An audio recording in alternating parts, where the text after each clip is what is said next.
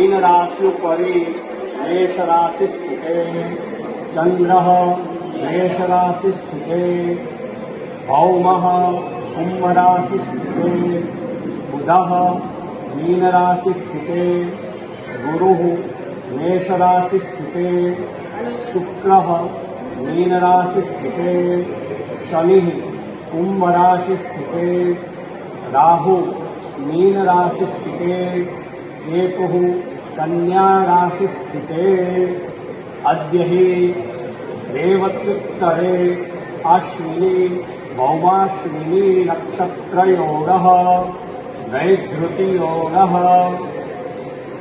स्तोधकरणम् अस्य वर्षस्य यः अधिस्वामी वर्तते सः सूर्यः चंद्रः मंत्रिरूपेण विराजमानः भौमः सैनिकरूपेण विराजमानः बुधः राजकुमाररूपेण अधिष्ठितः वार्षिकफलम् मेषराशिः मेषराशि स्थितस्य ये समय में अंदर उतरती पनौती ए मकर राशि वाला માટે શુભફળ આપવાવાળી બની રહેશે. કુંભ રાશિની અંદર શનિ મહારાજ બિરાજમાન હોવાના કારણે જ્યારે શનિ કુંભ રાશિની અંદર એ જ્યારે આવશે એટલે કે જ્યારે એ વૃષભ એટલે કે ફેબ્રુઆરી માસની અંદર જ્યારે આવશે ત્યારે એને મધ્યમ ફળ આપનારું રહેશે. બાકીના વર્ષોની અંદર શનિના પ્રભાવને કારણે ઉચ્ચ નીચ પ્રભાવ એ સતત રહ્યા કરશે, માનસિક પીડાઓ એ સતત રહ્યા કરશે અને જીવનની અંદર કોઈ પણ અનર્થ કાર્ય કરવાની પ્રેરણા સતત એમના મનની અંદર રહ્યા કરશે. મીન રાશિના લોકો માટે આ સંપૂર્ણ વર્ષ એ કઠિનાઈ એટલે કે પરીક્ષાવાળું રહેશે. શનિ મહારાજની ચડતી પનોતીના કારણે થઈને મીન રાશિના લોકો માટે શારીરિક કષ્ટ અને માનસિક કષ્ટ ખૂબ જ રહેશે. મહેનત પ્રમાણેનું ફળ એમને એમના જીવનની અંદર ભોગવવાનું રહેશે અને જ્યારે પણ એમને કંઈ પણ પોતાના કર્મનું ફળ ભોગવવાનું આવશે ત્યારે એ પોતે કષ્ટ અને પીડાથી એ પીડાતા રહેશે. જેથી કરીને જેટલી હનુમાનજીની ઉપાસના કરવામાં આવશે એટલું ફળ એમને શુભ આપનારું મળશે. આ પ્રમાણે આ સંપૂર્ણ વાર્ષિક 12 રાશિઓનું ભગવાનના ચરણોની અંદર ગિરિરાજ ધરણ કી જય.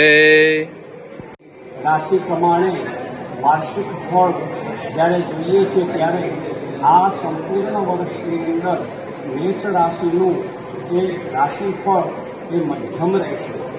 કેમ કે સૂર્ય એ અત્યારે મીન રાશિનો હોવાથી મેષ રાશિવાળાને 12મા સ્થાનની અંદર સૂર્ય બિરાજમાન રહેવાના કારણે મેષ રાશિવાળાનું જે રાજીવ સ્વામી છે એ સૂર્ય રહેવાના કારણે એ મધ્યમ ફળ આપનારું બનશે.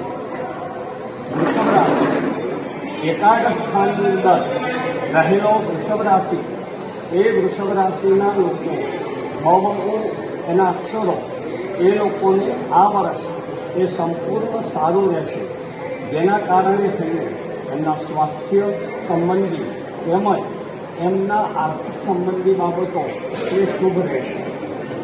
મિથુન રાશિના લોકો યથાર્થ ઉત્તમ વર્તતે પુરુષાર્થેન વિના હીનઃ પુરુષઃ. પુરુષાર્થ વગરનો માણસ એ નકામો એમ મિથુન રાશિવાળાએ મહેનત પ્રમાણેનું ફળ ભોગવવાનું આવશે. એમનું આરોગ્ય એ થોડુંક ચિંતાવાળું રહેશે. જેમને કારણે એમને પોતાના સ્વાસ્થ્ય ઉપર ખૂબ ધ્યાન રાખવાનું રહેશે. કર્ક રાશિ એટલે કેકડો. જેવી રીતે કર્ક એટલે કેકડો જેમ પાણીની અંદર રાજા બની જાય છે એ જ રીતે કર્ક રાશિના લોકો પણ આનું શુભ ફળ ભોગવશે. એમના પોતાના કર્મના આધારે એ ફળ ભોગવતા રહેશે. જેના કુંડલીની અંદર ગુરુ જે છે એ કર્ક રાશિનો હશે એમને ખૂબ જ સારું ફળ મળશે. અને જ્યાં ગુરુ મકર રાશિમાં બિરાજમાન નીચનો રહેશે એમને એ મધ્યમ ફળ આપનારું આખું વર્ષ રહેશે. સિંહ રાશિ એ સ્થિર રાશિ છે. સ્થિર રાશિની અંદર રહેલો એ અત્યારે સૂર્ય જ્યારે એ શ્રાવણ માસની અંદર એને શુભ ફળ આપનારું બન્યું છે. બાકીના વર્ષોની અંદર એ મધ્યમ ફળ રહેશે. જ્યારે કન્યા રાશિનો સૂર્ય થશે ત્યારે સિંહ રાશિવાળાએ પોતાના સ્વાસ્થ્ય સંબંધી ધ્યાન રાખવાનું રહેશે. આર્થિક રીતે મધ્યમ રહેશે, શારીરિક રીતે અને માનસિક રીતે સારું રહેશે.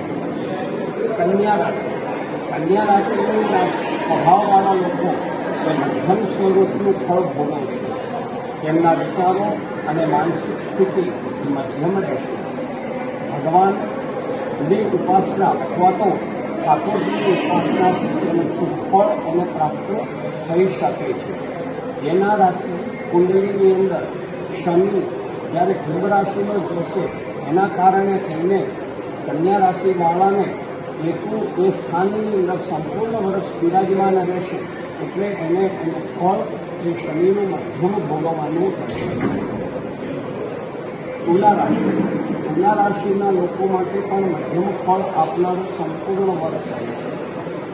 નીચ રાશિનો સૂર્ય જ્યારે તુલા રાશિની અંદર જ્યારે દિવાળી અશ્વિન માસમાં એ આવશે તે સમયની અંદર એમનું સ્વાસ્થ્ય સંબંધી એમને ધ્યાન રાખવાનું રહેશે. જ્યારે સૂર્ય મેષ રાશિનો રહેશે ત્યારે એમને શુભ ફળ આપનારો બનશે. મંગળ એમના માટે મધ્યમ ફળ આપનારો બની શકે છે. વૃશ્ચિક રાશિ શનિ મહારાજથી પીડિત હોવાના કારણે આ સંપૂર્ણ વર્ષ એ ઊંચું અને નીચ ફળ આપનારું પણ બની શકે છે.